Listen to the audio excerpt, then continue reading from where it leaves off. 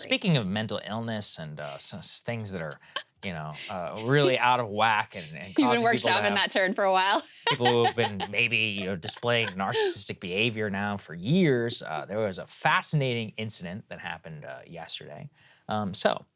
We began the day. There was a statement that was put out by the Duke and Duchess Harry and Meghan, that we may call them here in the United States. Let's put this up there on the screen. They put out a statement. They say, last night, the Duke and Duchess of Sussex and Mrs. Ragland, that's the mother-in-law, were involved in a near-catastrophic car chase at the hands of a ring of highly aggressive paparazzi. This relentless pursuit, lasting over 2 hours, resulted in multiple near collisions involving other drivers on the road, pedestrians, and 2 NYPD officers. While being a public figure comes with a level of interest from the public, it should never come at the cost of anyone's safety. Disseminations of these images, given the way in which they were obtained, encourages a highly intrusive practice that is dangerous to all involved. Okay, so we have a couple of questions here immediately about this. Obviously, we should have some empathy for Prince Harry. His mother literally died in an incident where, well, maybe, racing away from paparazzi. Okay, so at least that's the official narrative. Maybe that's what he believes. So if so, maybe he's going to be sensitive about that. All right, so let's break some of it down. So first and foremost, what are we all asking about? 2 hours? Yeah, 2-hour near catastrophic car chase in the middle of Midtown Manhattan. That's pretty interesting for anybody who's ever lived there, who's ever spent any time there. Just so you guys know, Midtown is like Times Square. Yeah, Times Square.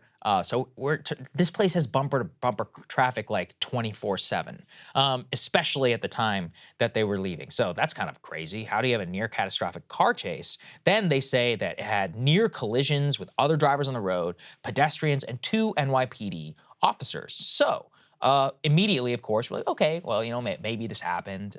Let's talk to the NYPD. So here's what they had to say. Let's put this up there on the screen. Here's what they say. On Wednesday evening, May 16, the NYPD assisted the private security team protecting the Duke and Duchess of Sussex. There were numerous photographers that made their transport challenging. The Duke and Duchess arrived at their destination, and there were no reported collisions, summonses, injuries, arrests in regard.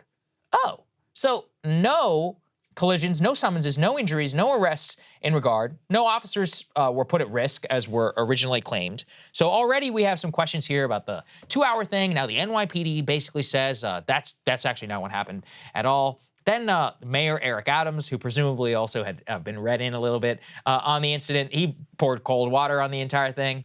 Let's take a listen to what he said. I would find it hard to believe that there was a 2-hour high-speed chase.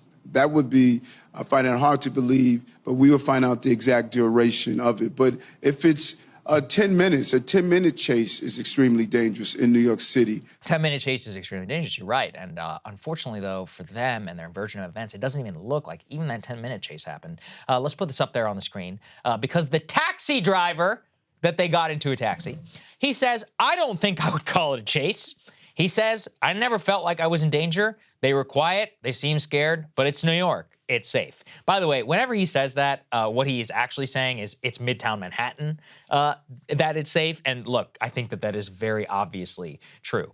Now, furthermore, there's actually been even more reporting since we put these together, Krystal. And in fact, according to police sources who are countering this claim, not only was there no car chase, all of that, but they say that this entire episode lasted only 20 minutes and did not involve the amount of paparazzi that they claim. In fact, the cops who escorted Harry and Meghan out of the event and to their home or wherever they were staying, they say they were home 20 minutes after leaving the event. This entire thing appears to be based on the a full availability of the evidence as it currently exists, does not appear to have happened in the way that they said, Krystal. And we can say that from the taxi drivers on record, from the NYPD, from the mayor, from the police sources that have all put this out. From the lack of video. The lack of video. I mean, this is Midtown Manhattan. There's people with cell phone cameras everywhere. The video actually did come out from people who showed the paparazzi around the car at a red light, by the way. They weren't doing anything wrong. Then a cop car was coming, except except the cop car wasn't escorting them. He just came through and he turned right. He didn't go in the same direction. So even their version of events on that one is total BS. So look, I mean, looking at all of this, it is very clear that this did not happen, that the way that they said it did, based upon their recollections and all the stuff that is in the public domain at this moment. And it's just a further part of the We Want Privacy tour. Yes, Yeah. I don't know how many of you watched the South Park episode about Harry and Meghan that they were suing them over, right? Right. The whole... Well, they considered it. They considered it. Oh, they didn't Here's the actually thing. sue They're in America. Sorry, Harry and Meghan. You're not in your BS country where you can just sue people for no reason and may and possibly win. In America, we have much better laws. Yeah. So in the South Park episode, the whole central core of the plot is that Harry and Meghan are going on...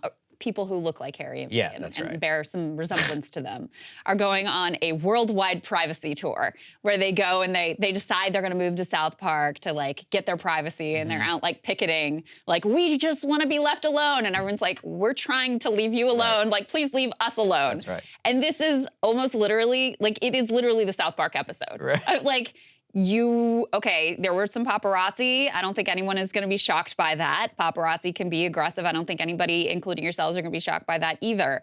But by wildly overstating this, it's like, yeah, we are trying to leave you alone, but you just keep putting yourself in our faces. Do I want to cover Harry and Meghan? No, not really. But like, this is just too absurd to not talk about. And the direct contradiction from the police, from the mayor, from like everybody who had anything to, the taxi driver, for anybody who had anything to do with it, it's the reason hilarious. I feel compelled to debunk this and to talk about this is because I know that this will just be regurgitated by the Page Sixes and all of these other people. In fact, the funniest thing is in Britain, they think that Harry and Meghan are a joke and they are reviled. The only people who believe her and anything that she says are idiots in America who are like, oh my God, it's a real life princess. And that's the issue, is like, we are the suckers, our media are the ones. How much of that sentiment still exists at this point? I'm genuinely asking because I have this, my sense is that everybody is like, please go away. That's because so you're done around with you. normal people. There are a lot of girls out there who love Meghan. They think that she told the truth in her Oprah interview, even though there's not a lot of evidence to say that she told the truth in her Oprah interview.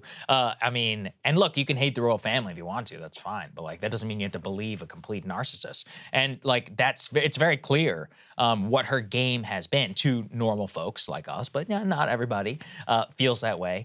And the point is that, you know, looking at the way that her claims were reported, immediately it was as truth. They were like, oh my gosh, this is terrible, catastrophic, all that. Not 1 ounce of skepticism, except, again, from the Brits and, you know, Megyn Kelly, people like me, and a few others who were like, yeah, I don't think so, man. This whole thing doesn't really add up. I don't want to besmirch Page Six, which I think does some phenomenal reporting. Right, you're right. I'm sorry. I should not go after.